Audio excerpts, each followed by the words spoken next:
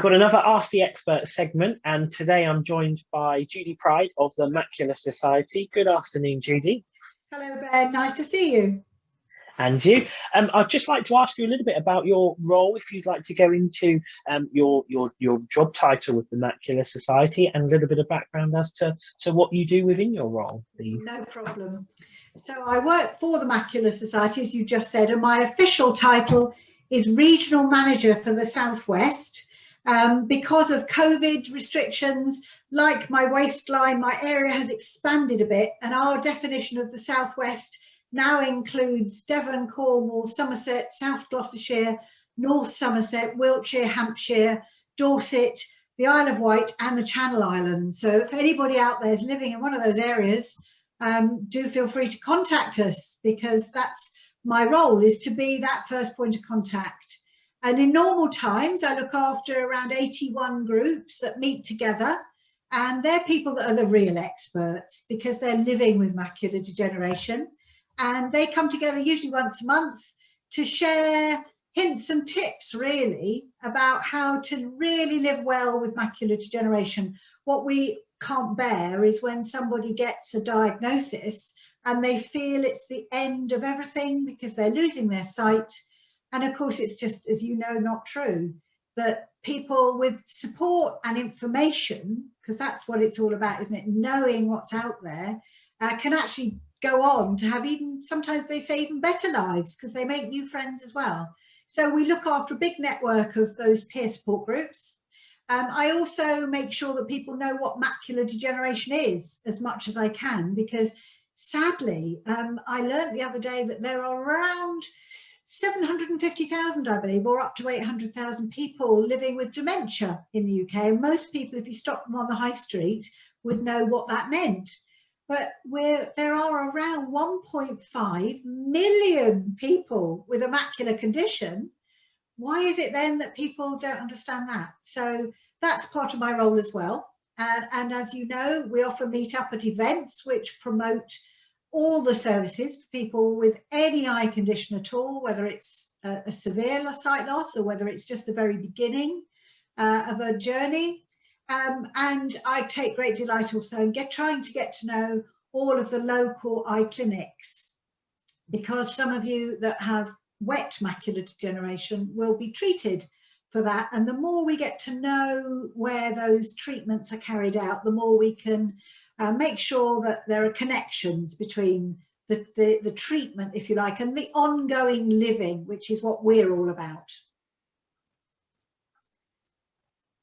Fantastic. So you've taken some of my questions away there by by answering about your areas that you cover. So the southwest of England, so a very, very nice area in the summer, very busy with a lot of people invading the holiday destinations in the summer. But I guess with your groups, you're always looking for new members to come in and join your groups. Very much so. What's been really interesting is even during this past year, when we've all been living rather different lives, we've still had people finding us and being able to join some of those groups, which are now running using telephone conferencing rather than meeting face to face. So it has been really lovely to sit on a call and hear new members getting to know all their new friends and asking those slightly awkward questions that they don't really want to ask an optician. They certainly don't want to ask a consultant if they're being treated, because they think it might make them sound silly. But when you're on a call with maybe 10, 12 other people that are going through exactly the same as what you're going through, you can ask anything you like. So the new group members this year have yet to meet their new friends face to face, but still have that opportunity to ask questions. So we are open to anybody. Although we specialise, if you like, in macular conditions, because I cover a very rural area, and for many of the other eye conditions, the group doesn't exist. We would never turn away somebody that perhaps had glaucoma that wasn't treatable anymore, people that have perhaps severe cataracts or any of the conditions. So we do have conversations as well, that are common to anybody. It doesn't matter whether whatever sight condition you have. For example, if we bring you along to one of our groups, it's obviously what we're explaining is what's available to make their lives better and more comfortable and easier. So it really doesn't matter what sort of condition you have. So anybody is welcome to give us a call, find out where your local group is, even now, even though we're not meeting face to face, because perhaps, you know, we can put you in touch with a group close by, may not be exactly in your hometown at the moment, but close by, where you just ring in, you just make an ordinary telephone call, and then you're on that, you know, call with loads of other people. What's also lovely is that we've had some people join us that just want to help at the moment. Perhaps their parents or a friend has got this condition, and they're thinking, well, you know, I've got time on my hands at the moment, I'm not doing what I used to do. So we're gaining 1 or 2 lovely group volunteers, and I'm always happy if someone says to me, I can give you a hand with my local group. You know, they're all doing their shopping quite nicely now. That's what I was doing before. Perhaps I can come and give you a hand as we open up. So that's really special when we get that sort of offer as well. But please, if there's anyone that would like to have a chat with somebody in their own area, just ring the Macular Society helpline. That's the easiest way to get hold of us. And that number is also easy to remember because it's 0300 30 30 111. And that takes you Monday to Friday to our advice and information line. They'll answer any question you have. Doesn't matter whether you think it's a daft question or whether it's a very technical question or whether it's just a moan.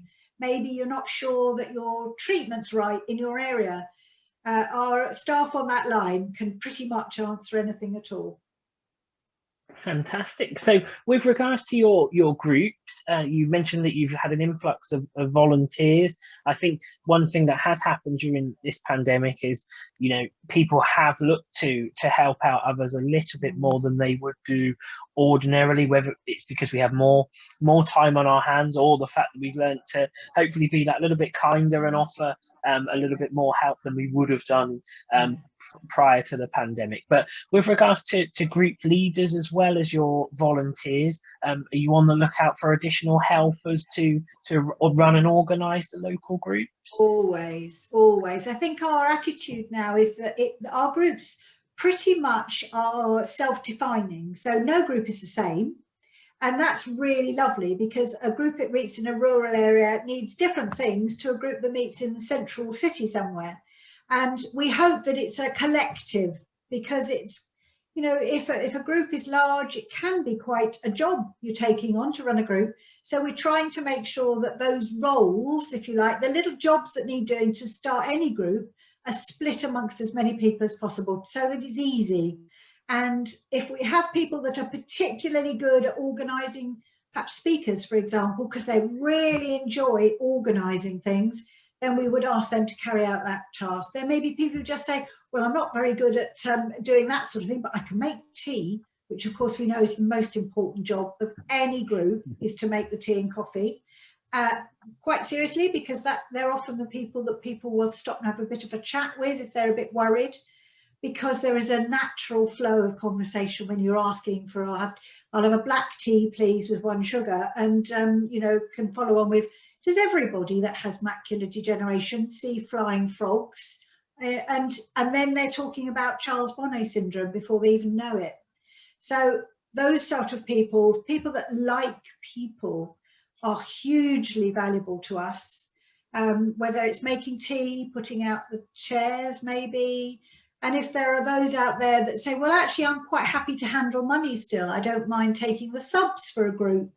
Or someone says, well, I'm really happy to meet a new member that arrives. I don't mind sitting next to somebody I don't know very well and getting to know them. So there's loads of roles, and usually there's something that will fit exactly with what the potential volunteer enjoys doing. So don't hesitate if anybody fancies coming along just for some friendship, because our groups are incredibly friendly.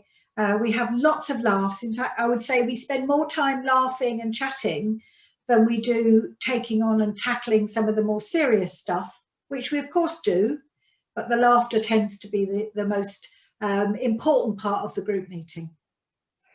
And from experience with your groups, I've been lucky enough to attend some of your groups across the region.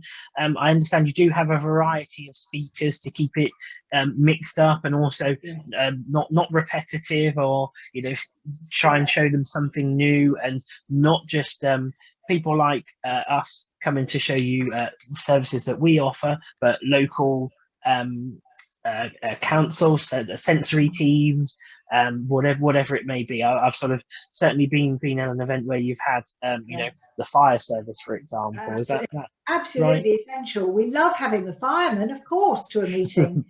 I always describe it when somebody gets diagnosed with any sight loss condition, particularly when you may be, let's say, post-retirement age, when you think you pretty much know most things that you need in life.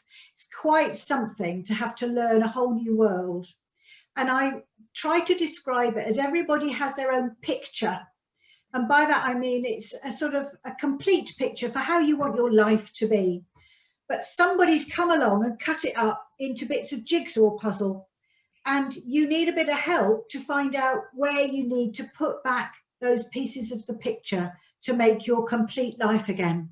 And everybody's picture will be slightly different. So perhaps we might invite along to a meeting somebody that's particularly good at including people, perhaps in a short mat bowls club. And they say, well, our short mat bowls club is used to people with low vision. This is how we help our members that can't see very well. And does anybody want to come along next Thursday? Because we're going to have a trial day where you can all come and have a bit of a play. So you can see the people that have always been sporty thinking, oh, well, that would be good because that would put sport back into my life. We've had people talking about art and music appreciation, and you can see other people thinking, well, I didn't know I could still do that. For example, the RNIB have a transcription service. They will change ordinary music staves into very large print. So those ladies and gentlemen that still want to belong to a choir can get that done. Well, without bringing along the RNIB to tell people what they can offer, they're not going to put their picture back together again. And everybody has a different aspect of their life that they are passionate about. And we want to make sure people can still do anything that is important to them in life, whether it's traveling, sport, art, reading, being creative, writing. What doesn't matter what it is, there's always somebody we can invite along to fill in that bit of that jigsaw for them. And just like us, we don't like people to give up on lifelong hobbies. We don't like that sight loss to get in the way of enjoying things like reading, still writing, creative things like painting as well. So you encourage your members to carry on with those tasks through your speakers that are relative to the group and members that attend. Yeah, it's not always directly a speaker about sight loss. It's about living life with sight loss, because as you mentioned there, we might invite perhaps somebody like Age UK along, because there are benefits that go along if you are registered as having severe sight loss, which comes when pretty much the whole of the central vision has gone. Then there are benefits associated with that, and you need that little bit of extra cash to be able to go out and buy some of your equipment maybe that makes life possible again, so you can still carry on perhaps doing your crosswords in the morning. It's all that kind of thing. We're there to make sure that people can live life to the full again, whether it is traveling overseas or having a wonderful weekend that I discovered quite recently for people with low vision, where they are looked after and there is a well-being element to it, as well as being able to go out walking with a sighted guide, particularly for people on their own.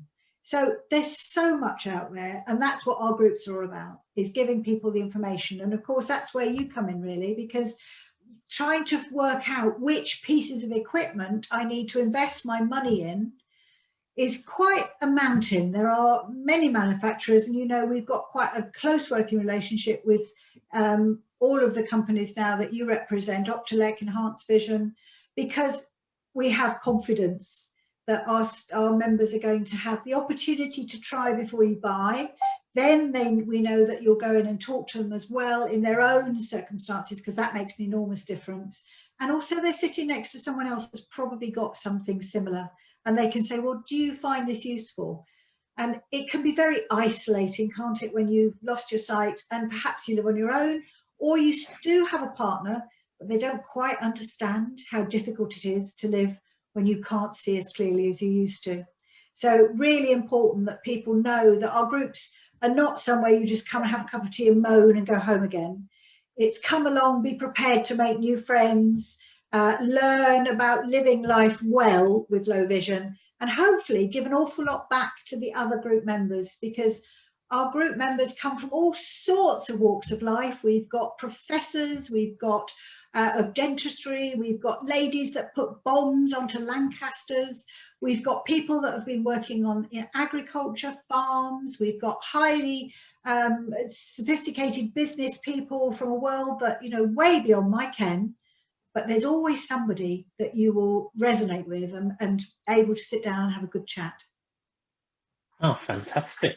So that sort of one-to-ones with your groups when they run in normal times, but also over the phone. You've got that word of mouth recommendation for hints and tips from each other. So learning from those around you, not necessarily the experts as such that were trained to know a little bit more. They, you know, might learn a lot with those sat next to them, for example. More than they'll ever learn from us, that's for sure, because living it and living with it is the best way of learning. And it can be the tiniest little hint and tip, can't it, that makes the biggest difference. People that suddenly say, well, you know, I'm finding it difficult to work out whether it's parsley or oregano when I'm trying to cook. And somebody will say, well, haven't you got a rubber band around the one you use the most, the parsley? And they think, well, why didn't I think of that? If you go in, you know, I'm guilty, can't work out whether it's shampoo or conditioner in the shower anymore without my glasses. I also have a rubber band around my shampoo. It's little things that often make the biggest difference. And our, you know, our members will share for as long as you like with lots of things that they've learned. It's great fun, and fun is the important thing. So we want to put back the looking forward to something again in life, because it can be very, very shocking when you're first told that you have a condition that isn't going to get any better and could possibly end up with losing all of your central vision. And it's really scary. And we want to make sure people look forward to coming out again and perhaps have the confidence to get on the bus. That's not easy either. And if that person is saying to us, well, we'd like to come to one of your groups, but I just don't think I could do the bus anymore, then we'll get hold of somebody like the Guide Dogs Association.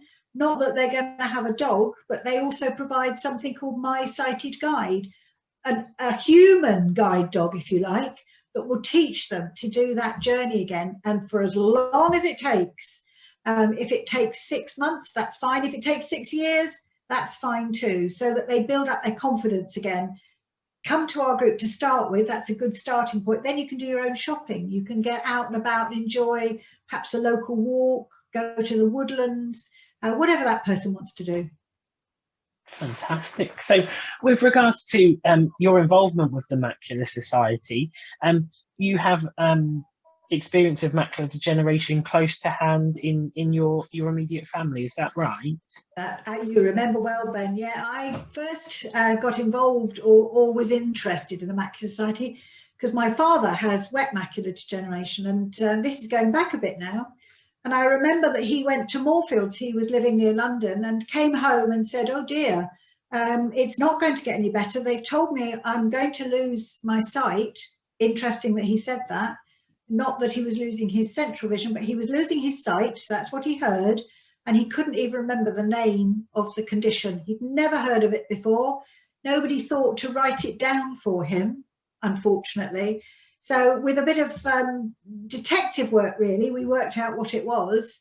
And it was a bit of a shock, to be honest, from being very much the head of the family, the person everybody relied on, and he looked after lots of other people as well. Suddenly the whole dynamics changed in our family almost overnight. And that was an uncomfortable place for not just for him to be in, but for all of us. So when I'm delighted when occasionally we'll have partners or perhaps daughters of, sons of, We haven't yet had a parent, but we do look after younger people as well if they have a macular condition. And there are some macular dystrophies that do affect younger people. But we're there to support those partners and the families of, because they have an awful lot to learn too. And even, you know, learning how not to take over sometimes. The worst thing in the world, I think, for some families is to do everything for that person, because then you lose the ability to learn how to do it yourself. And we encourage all of our partners of and the families to have a good chat on their own. Perhaps they nip away to the kitchen, do the washing up. And it's quite funny, you'll hear conversations, you know, ranging from, well, I could have thumped them the other day because I said, can I help you with that, dear, and got my head bitten off. Whereas the day before I said it and they said, yes, please, I don't know what to do. And it really impacts on relationships sometimes. And for children of a parent that has it, suddenly that relationship will change. And that's really important too. And chance to talk to someone else going through that same situation is so important and so helpful. And I was very lucky then to be able to go on to work for the Macular Society several years later, and have an insider understanding now, so I can still be there to help my father a little bit more whenever he needs it. So that, again, you've sort of done that steps that some of your members and members' families have been in, so you can really apply your sort of knowledge and, you know, things that you've learned along the way and understand how they could be feeling and what potentially they've got in store, and let them know that it's going to be, you know, okay, and there is sort of help and support for them. Yeah, and it really is fine. I mean, we have had instances where people have lost pretty much all their central vision, but it doesn't stop them abseiling down the Spinnaker in Southampton or jumping out of aeroplanes or going on amazing walks or still completing some of the best artwork I think I've ever seen. So nothing apart from driving is the one thing we can't really wave a magic wand for yet. We've got a lot of gentlemen, I can promise you, very interested on the new driverless cars and thinking, gosh, that could give me back my independence again. But that's about the only thing we can't help with at the moment. And, you know, but everything else, there's a way around it. And just to know that makes a big difference, doesn't it?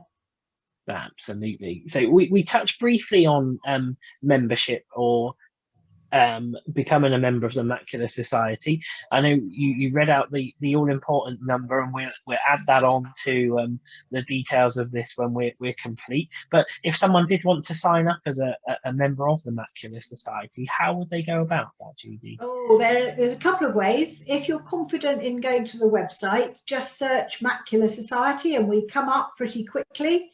And you can join online, and it's a very, very simple form. Obviously, because we're looking after people with sight loss, we don't make anything more difficult than it necessarily has to be.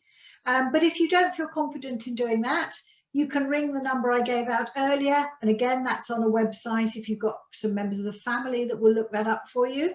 That's very simple. You just make that phone call. And the good news is it's free for 6 months. And during that time, you get 2 of our really helpful magazines called Side View. And I think most of our members really value those magazines. They only go to members. They don't go to the general public. And if I take them, perhaps at an event we're both doing, Ben, I'm only allowed ever to take 2 with me. And I can guarantee they've both miraculously disappeared off the table during that event. I've never, ever come back with 2. And I've never freely given them away either. So they are spirited away when I'm not looking. And if you enjoy being a member of the society, after 6 months, we make a contact with you and say, you know, would you like to become a paid member? And then it's £22 a year. And for that, you get 4 magazines, access to all of the services and support we offer, although everything we do is available to anybody apart from that magazine, whether you're a member or not. But I think sometimes people forget that if you are a member of the society, you add your voice to ours. And I think it's really helpful for our chief executive when she's in discussions perhaps with the government about how they're planning to provide support for so many people with low vision, and that's only going to get worse in the coming years as we all live a lot longer. If she can represent just one more person and say to people, I'm speaking on behalf of, 23, 24,000 people, minute when you think there are 1.5 million people with a macular condition, but we do our best. I think sometimes people forget that you're also representing many others by joining our society. And one of the things we're delighted now is that we are determined to beat macular degeneration, that we have twin aims. One is to support people, provide the advice, support and information that you need if you're going through it. But wouldn't it be wonderful, Ben, if you and I were done out of a job in the next 10 years or so, that actually the numbers of people with low vision due to macula in particular just have dropped dramatically because there is better treatment at a much earlier stage before it impacts on your life. And perhaps in the future they'll be able to reverse the impact of sight loss and actually allow the back of the eye, the retina, to be healed again. That would be amazing. And it's the Macular Society now. This year we're putting, I think, 1.25 million into some research projects. If you think of it, we're sort of like the seeds. We put a smallish amount of money into quite a few projects. And then if they're successful, those projects, it proves that project is worth funding at a much higher level. And we've been absolutely thrilled with some of the things we've been able to fund to get them up and running, if you like, and then others with more access to money, if you like, have been able to carry that work on. And a classic one of that is the stem cell work that many people have heard about, using stem cells to repair the back of the eye, to regrow it. It was the Macular Society that kept that particular project going at a time that they had run out of money, quite simply. And they came to us and we were able to keep them on the road. And now, of course, that is one of the projects I think the whole world is watching to see if that can become the norm, that people will be able to have treatment to reverse the impact of macular degeneration. Still some time away, I'm afraid, particularly as COVID has interrupted a lot of that work, as it has for most research, I think, in every area of health. But we're determined to keep all sorts of strands of research going. Artificial intelligence to read scans to make sure that the human error doesn't creep in, or rereading tens of thousands of scans to find commonality in the progression of macular degeneration. So we can say to people that are newly diagnosed, this is the likely progress. And we've compared your scan to tens of thousands of people, and this is what we think will happen. So it's all sorts of strands. So any of our members joining, new members, are joining us in a journey to try and beat it and to make sure that the voice of people with this condition is heard. So with regards to your sort of paid members, always open to donations alongside membership as well to keep funding the good work that you've just mentioned there. You can tell by the look on my face just then, it's amazing. Even during this last very challenging year, our members have stepped up really wonderfully. And because they value what we do, because they're determined their children and grandchildren are going to get a better journey, if you like, than they've had, they've really supported us. And that's been amazing. And I include some large businesses in that who are also determined that we're on the right track, if you like. We're still helping people, but we are going to beat this thing. But yeah, we get some wonderful surprises from people. Sadly, this year we've lost quite a few of our members. Happy to say, not only due to COVID-19, but as a natural cause of life. It happens, doesn't it? And some of the stories we've heard, people, the family ringing us and saying, oh, my mum used to go to one of your groups and she loved going every month. They made her so welcome. She made so many friends. She passed away this year, but we'd like to share all the donations that came in her memory. And so that's the most wonderful memorial, isn't it? that person's been part of our journey and is going on to be part of our journey as well, and to help other people. So we're always delighted when somebody contacts us and says, you know, my son's going to run the New York Marathon, or we're having an afternoon tea, or we're having a coffee morning, or a local club, the Rotary Club or the Lions wants to make a donation after a talk. So any way at all will contribute to beating this thing. So any help, sort of big and small, it will all goes into a pot to the worthy cause and for the bigger picture. Absolutely. And we reckon, you know, we were built on pennies. No donation is ever too small. It really isn't, because if everybody gave 50p throughout the country, we probably would never have to fundraise again. So, you know, it really, the smaller donations are as valued to us as the bigger ones. Brilliant. Well, I would like to again thank you for your time today, Judy. But before we go, I would like you to just repeat the contact details if there is anyone watching and listening today that would like to contact the Society, or if they wanted any more information about the Society. If you could again pass over the details, and we will publish it with this video as well. That's lovely. I'll just repeat that number then. So for anything at all, any questions, anything about macular degeneration, just call our advice and information line 9 to 5, Mondays to Fridays, on 0300 30 30 111. Brilliant. And thank you very much again, Judy. Really appreciate your time, and hope that we can get out to events together in the not too distant future. It's been a pleasure, Ben. Thank you. And I look forward to meeting some of you perhaps out and about soon. Brilliant. Thank you ever so much, Judy. Enjoy the rest of your afternoon. I know that you've got to go pretty soon for your meeting as well. Yeah. All the best. And again, hope to see you soon. No problem. Take care, care, Judy. Bye-bye.